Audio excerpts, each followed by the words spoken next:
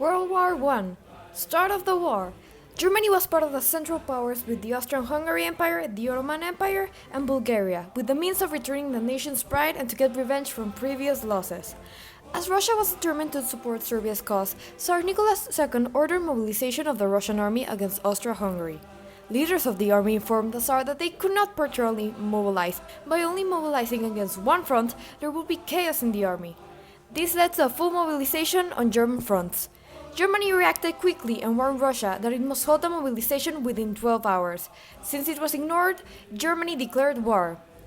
Germany created a military plan made by General Alfred von Schlieffen, called the Schlieffen Plan, which called for a two-front war with France and Russia, which was to conduct a small holding action against Russia while most of the German army would invade France, which led to Germany declaring war on it. At the same time, an ultimatum was declared to Belgium, demanding Germany's ability to pass through. This led to Britain declaring war on Germany, which led to August 4th, where all Europe's greatest powers were at war. Before the war, we could say women were not allowed to participate in any sort of activity without a man's permission. Now, few women were starting to work, but again, they began to suffer food shortages and being restricted from what was happening.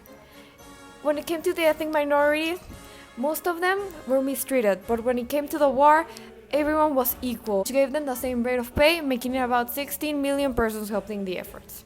As Germany was the last to be defeated, the Treaty of Versailles was created, and Germany was blamed for all the damages caused during the war. Germany ended up being forced to pay for huge war reparations, limit the size of the military forces, lose 13% of its territory, and lose its overseas colonies. This is where we go in between wars. In order to prevent a third German invasion, France built a massive fortification along its borders with Germany called the Maginot Line. France insisted that Germany paid war reparations. Germany made its first payment in 1921 and then announced they could not pay anymore thanks to the economic crisis. Angered by Germany's refuse to pay, France sent troops to occupy the Ruhr Valley, Germany's main industrial and mining center. France would use these mines and factories for their economic wealth. In 1924, an international commission adopted a new plan for reparations, the Dawes Plan, an initial 200 million loan for Germany recovery. In 1925, the Locarno Treaty settled Germany's dispute bordered with France, Belgium, Czechoslovakia, and Poland. In 1928, sponsored by the USA, the countries that signed the Kilbride Pact promised to renounce war as an instrument of national policy. The great powers pursued disarmament. Thanks to the unfair treaties in Germany, many people started to revolt, trying to make Germany great again. The greatest leader that evolved from all of this was Adolf Hitler. Hitler believed that the Germans were part of the Aryan race, superior to other races and nations. He believed that Germany could be a great civilization, but in order to do this, they had to gain more land. World War II begins with ideas of Adolf Hitler. As he became chancellor, he announced the creation of the new Air Force, which violated the Treaty of Versailles. But as the Western states did nothing to stop him, he was convinced that they were not going to use force to maintain the treaty. On March 7, 1936, he sent troops to Rhineland, but appeasement was made in hope of peace. Hitler wanted Sudeten, so there was a conference in Munich in which Hitler signed that he would stop taking away lands. 1 year later, he took over Czechoslovakia and Danzig, a part of Poland. Hitler made the Operation Sea Lion against Britain, in which he bombed mostly at night. Winston Churchill, British Prime Minister, said that he wouldn't surrender, so Operation Sea Lion failed and Hitler went to fight British in North Africa. Jewish people, political opponents, Slavs, Gypsies, disabled Polish people were sent to concentration camps where they were poorly fed and often worked to death.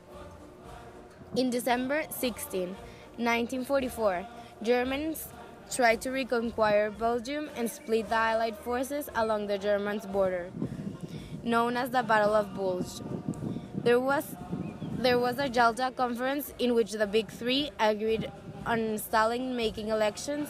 USSR would enter the war against Japan, and then in April 30, 1945, Hitler committed suicide in an underground bunker.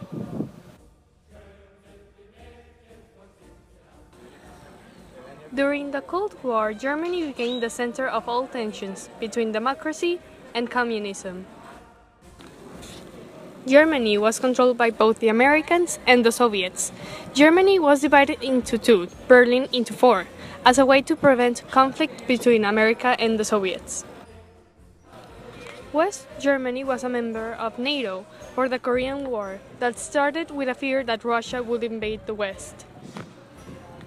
The Marshall Plan was a big deal to Germany since it was a way for the United States to help by sending economic help to Europe and to reduce the influence of communism, to restore West Germany and to be an ally to fight against the Russians.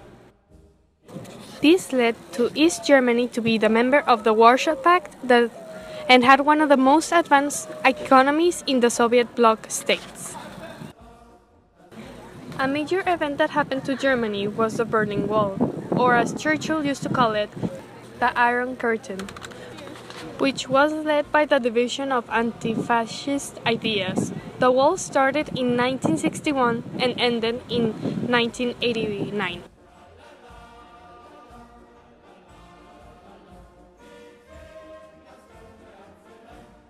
After World War I, Germany was divided by Great Britain, France, and the United States, and the Soviet Union. Each nation was supposed to run its own until free elections could be held. East Germany was lacking human rights thanks to Stalin. He ignored what the countries had agreed in the Jalta Conference and started spreading communism. Western Germany had been human rights because the censorship had been eliminated. The Constitution guarantees all rights from the Universal Declaration of Human Rights, which itself is not legally binding, with the exception of an unlimited right for asylum.